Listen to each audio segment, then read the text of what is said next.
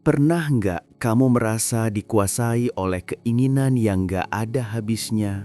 Mau ini, mau itu, tapi ujung-ujungnya malah capek sendiri. Dalam stoikisme, ada satu pelajaran penting yang jarang dibahas.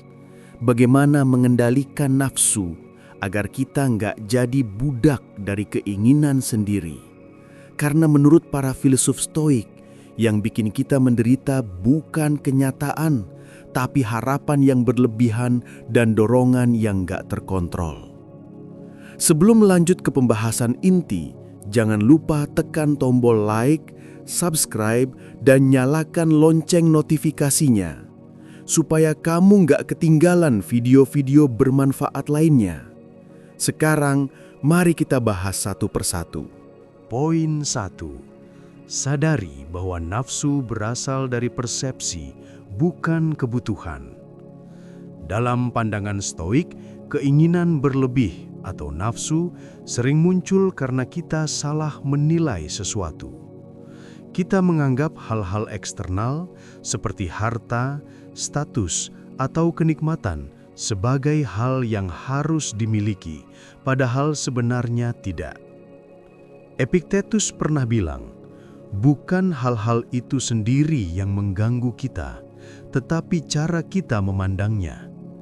Jadi, langkah pertama untuk mengendalikan nafsu adalah menyadari bahwa keinginan itu muncul karena persepsi kita yang keliru, bukan karena kita benar-benar membutuhkannya untuk hidup.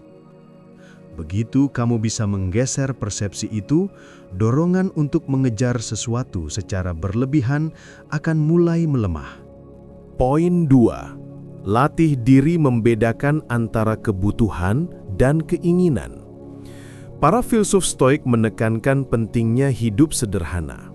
Mereka percaya bahwa kebahagiaan sejati datang dari mencukupi kebutuhan dasar, bukan memenuhi semua keinginan. Marcus Aurelius pernah menulis, sedikit yang dibutuhkan untuk menjalani hidup yang bahagia.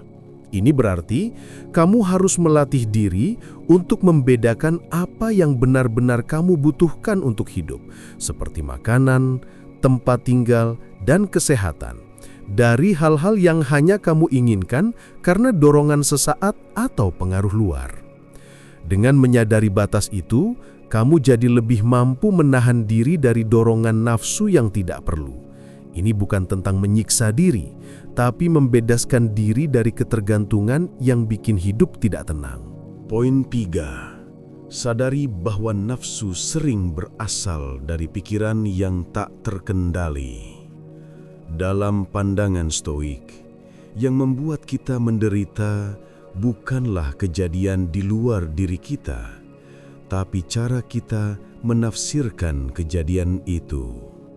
Termasuk soal nafsu, entah itu dorongan untuk memiliki sesuatu, membalas dendam, atau mengejar kesenangan terus-menerus, semua itu muncul karena pikiran kita tidak disiplin. Epictetus pernah berkata, bukan hal-hal itu sendiri yang mengganggu manusia, tapi penilaian mereka terhadap hal-hal itu. Artinya, nafsu muncul karena kita memberi terlalu banyak bobot atau makna pada sesuatu yang sebenarnya biasa saja. Untuk mengendalikan nafsu, kita perlu memeriksa pikiran kita sendiri. Apakah ini benar-benar penting atau hanya keinginan sesaat? Dengan latihan, kita bisa mengambil jarak dari pikiran itu dan tidak langsung bereaksi. Inilah inti dari kekuatan stoik, mengendalikan diri dari dalam. Poin 4. Sadari bahwa nafsu sering muncul dari ilusi kendali dan ketakutan. Dalam pandangan stoik, banyak nafsu muncul bukan karena kebutuhan nyata, tapi karena keinginan untuk mengontrol hal-hal di luar kendali kita, seperti ingin diakui, ingin memiliki, atau takut kehilangan. Epictetus berkata, jangan berharap segala sesuatu berjalan seperti yang kamu inginkan. berharaplah semuanya berjalan sebagaimana mestinya. Saat kita sadar bahwa dunia tidak bisa kita kendalikan sepenuhnya, kita akan lebih mudah melepaskan dorongan untuk memuaskan nafsu yang hanya muncul dari kecemasan dan rasa kurang. Mengendalikan nafsu berarti belajar menerima, bukan terus-menerus mengejar apa yang tidak pasti. Poin 5. Latih diri dengan kesederhanaan. Salah satu cara paling efektif dalam stoikisme untuk mengendalikan nafsu adalah dengan secara sengaja melatih diri dalam kesederhanaan. Filsuf seperti Seneca menyarankan kita sesekali hidup dengan apa adanya. Makan makanan sederhana, tidur tanpa kenyamanan berlebihan, dan menjauhi kemewahan. Tujuannya bukan menyiksa diri, tapi untuk membuktikan bahwa kita tidak butuh banyak hal untuk hidup bahagia. Dengan membiasakan diri hidup sederhana, nafsu terhadap kemewahan, pengakuan, dan kesenangan berlebihan akan melemah. Kita belajar bahwa kebahagiaan datang dari dalam diri, bukan dari hal-hal di luar diri kita. Poin 6. Sadari ketidakkekalan segala hal.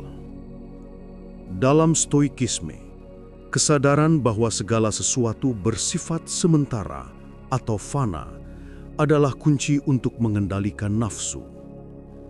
Keinginan yang berlebihan sering muncul karena kita menganggap hal-hal seperti kekuasaan, kenikmatan, atau harta akan memberi kepuasan abadi. Padahal, semuanya bisa hilang dalam sekejap. Tubuh menua, kekayaan bisa lenyap, dan status sosial bisa runtuh. Dengan terus mengingat bahwa semua hal bersifat sementara, kita jadi lebih bijak dalam menanggapi dorongan nafsu. Kita tidak lagi mengejarnya dengan buta, tapi melihatnya sebagai sesuatu yang tidak layak dikendalikan. Poin 7.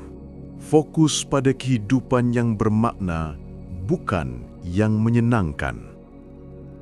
Stoikisme mengajarkan bahwa hidup yang baik bukanlah hidup yang selalu menyenangkan, tapi hidup yang bermakna dan selaras dengan kebajikan. Nafsu seringkali menjerumuskan kita pada pencarian kesenangan sesaat yang justru mengosongkan jiwa. Namun ketika kita mengarahkan hidup untuk menjadi pribadi yang jujur, adil, disiplin, dan bijaksana, kita tak mudah dikendalikan oleh keinginan yang tidak sehat. Dengan menjadikan makna sebagai tujuan utama, bukan kenikmatan, kita bisa hidup lebih tenang dan kuat, tak lagi diperbudak oleh nafsu. Penutup. Mengendalikan nafsu bukan berarti menolak seluruh keinginan, tapi memilih dengan sadar mana yang layak diikuti dan mana yang harus dilepaskan. Filosofi Stoik membantu kita menyadari bahwa kita punya kuasa atas pikiran dan tindakan sendiri. Kita tidak harus jadi budak keinginan yang berubah-ubah setiap saat. Ketika kita mampu berdiri teguh di tengah godaan dan tetap memilih kebajikan, disitulah letak kekuatan sejati manusia. Jadi, jika kamu ingin benar-benar merdeka secara batin, belajarlah mengenali dan mengendalikan nafsumu, karena hanya dengan begitu, kamu bisa hidup dengan tenang dan bermartabat. Tekan tombol like, subscribe, dan nyalakan lonceng notifikasimu agar kamu tidak ketinggalan video-video penuh makna selanjutnya.